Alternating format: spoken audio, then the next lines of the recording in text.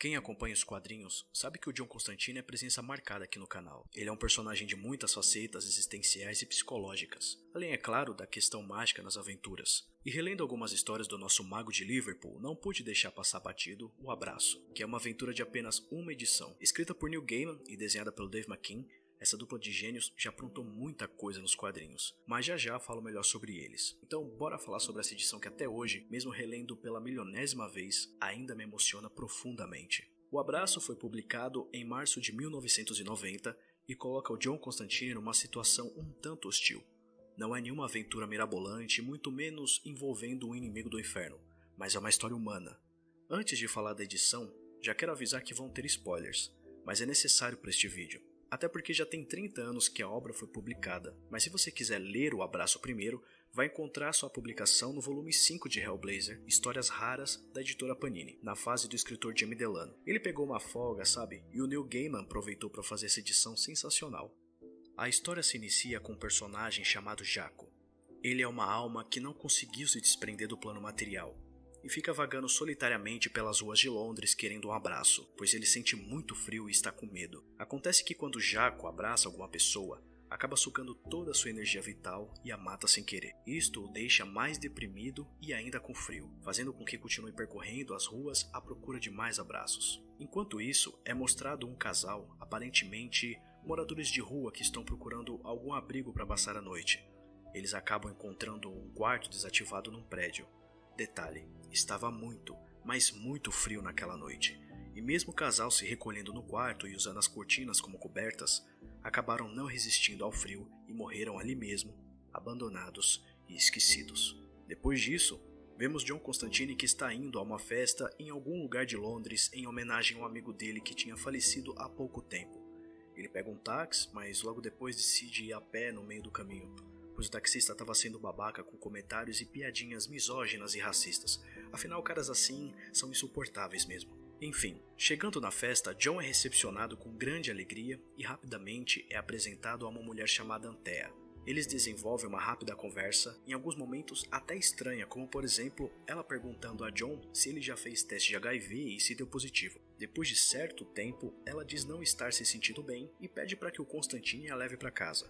Nessa parte da história que algumas mensagens vão ficando claras. No caminho para casa, Antea diz a Constantine que cuida de um abrigo, lugar onde ela mora também em um dos apartamentos. Antea continua dizendo que esse abrigo é destinado a pessoas que não têm mais para onde irem, seja porque fugiram de casa, porque não tiveram sorte, onde alguns são bêbados, desamparados ou loucos. Enfim, pessoas que o governo não destina auxílio para cuidar. Antea continua dizendo que essas pessoas só podem passar alguns dias no abrigo, depois voltam para as ruas. E lá mesmo ainda existem muitos apartamentos vazios que precisam de reforma da prefeitura para serem ocupados. Aliás, um desses apartamentos foi onde o casal desabrigado acabou morrendo e por ali ficou. Aqui fica explícito um problema social de Londres com seus desabrigados. Problema esse que assola vários países em diferentes níveis. A indiferença com os moradores de rua, seja ela social ou econômica. Em O Abraço, Antea aqui representa a pessoa que não fica inerte em relação a quem não tem uma moradia e decide ajudar. Ela os vê como seres humanos dignos que merecem ajuda, afinal nem todos os que estão na rua estão porque querem. Este é um mundo desigual. Muitos moradores foram sabotados e perderam tantas coisas para irem morar nas ruas. São histórias bem tristes. Conheci muitas pessoas sabotadas injustamente quando dei aulas nas periferias de Mauá ou quando peregrinei nas ruas do centro de São Paulo pelas madrugadas há alguns anos. Mas aí é uma outra história. Bom, não gosto de usar a TV como fonte, mas não foi uma ou duas vezes que foi ao ar casos de playboys retardados que tacaram fogo em moradores de rua ou os espancaram brutalmente, simplesmente sem razão nenhuma. É um quadro social triste que infelizmente acontece e frequentemente passa batido.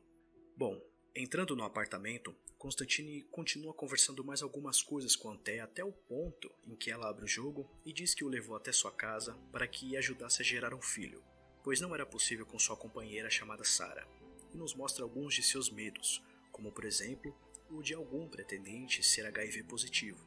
Enfim, era um medo recorrente na juventude dos anos 90, ainda mais nessa época em que as pessoas não tinham tanta informação fácil como temos hoje a um clique de distância. Acontece que o John fica irritado com a surpresa, até dizendo que poderia aceitar se ela não tivesse feito esse rodeio todo. Enfim, por conta dessa situação desagradável, ele sai da casa de Antea e em seguida, Constantine acaba encontrando uma garotinha sozinha que estava chorando. Ela se chama Shona e diz ao mago que a mãe dela, que também estava em um dos apartamentos do abrigo, estava caída no chão, gelada. Constantine vai verificar o quarto e constata que a mãe de Shona estava morta. Depois disso, ele pega Shona e a leva para Antea cuidar naquele momento, e pede para ela chamar as autoridades para resolverem o caso da mãe da garotinha. Bom, depois disso, seguindo seus instintos mágicos como sempre, John Constantine invade um quarto abandonado, ao que tudo indica o mesmo em que o casal de desabrigados tinha morrido tempos atrás. O lugar já estava vazio, o casal já tinha sido retirado pela polícia, mas em pouco tempo Jaco, a alma solitária, aparece de surpresa para John, querendo um abraço. Na maior naturalidade possível, Constantine aceita de boa e dá o abraço. John entendeu a condição de Jaco e viu que era um ser atormentado buscando conforto. Logo após o abraço, a alma de Jaco encontrou o calor e afeto em Constantine e pôde assim se libertar do plano material e do sofrimento, se dissolvendo por completo. Ele foi em paz. Mas você deve estar se perguntando, por que o Constantine não morreu?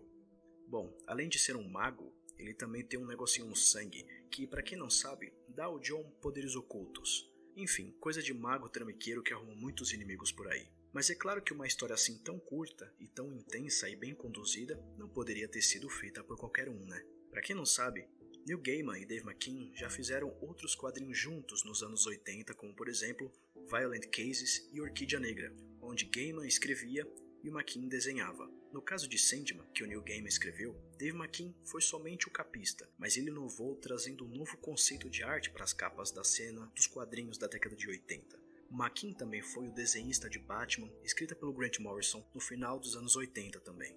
E aproveitando que já estou falando desse grande desenhista, ilustrador e artista plástico, o Dave McKean tem um jeito muito particular de desenhar. E em O Abraço, o desenho dele casou totalmente com o roteiro e o tom melancólico da história. Em alguns momentos, seu desenho não é muito óbvio, abrindo margem para você apenas sentir o que ele está querendo transmitir. As representações esquizofrênicas de Jaco que o Dave McKean colocou deu mais profundidade para o personagem. Se você for reparar, cada personagem ali na história tem um estilo de desenho único. Eles não têm o mesmo traço, como geralmente ocorre em outras HQs. Além de que os desenhos do McKean contribuem muito na narração da história. É uma narrativa gráfica intimista, mas simbolicamente transcendental.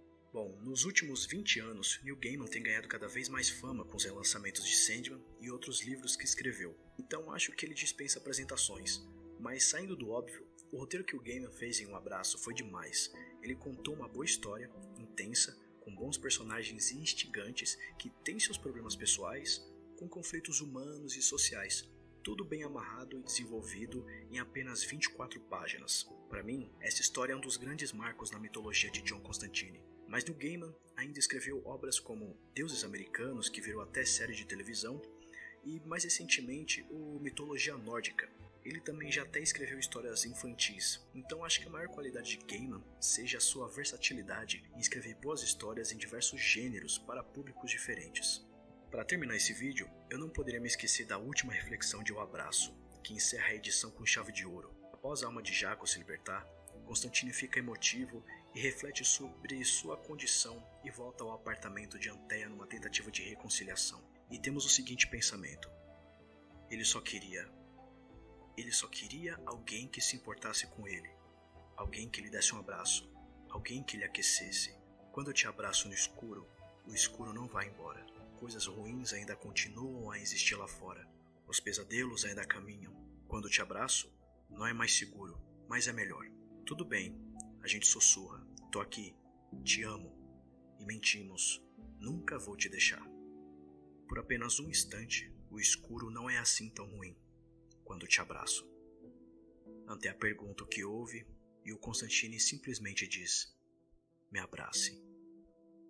Eu sou Góis Murdock e se você gostou desse vídeo, veja nossos outros conteúdos no canal. Toda quinta-feira tem vídeo novo. Meu muito obrigado e até breve.